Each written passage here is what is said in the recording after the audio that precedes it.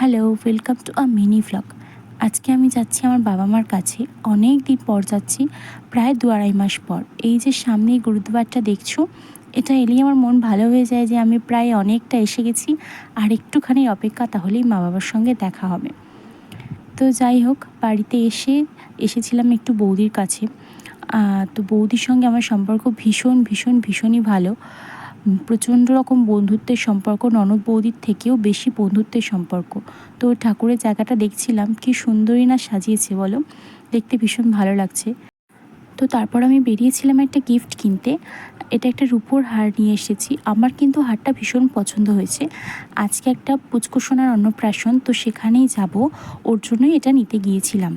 আমার কিন্তু ডিজাইনটা ভীষণ সুন্দর লেগেছে এই হারটার। তোমাদের কেমন লেগেছে অবশ্যই কিন্তু জানিও। এই যে হারটা কিন্তু ভীষণই সুন্দর হয়েছে।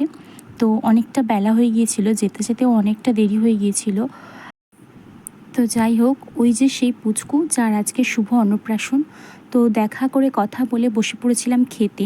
তার মধ্যে চলে এসেছিল গরম ভাত, একটু স্যালাড, তারপরে শুক্তো এসেছিল, সেটা দিয়ে খাওয়ার পর চলে এলো ডাল, আর তার সাথে বেগুনি।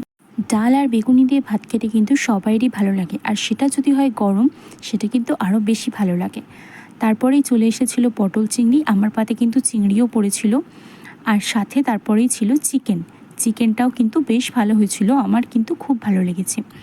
তো চিকেন দিয়ে ভাতটা শেষ করার পর তারপরেই চলে এলো চাটনি আর পাঁপড়।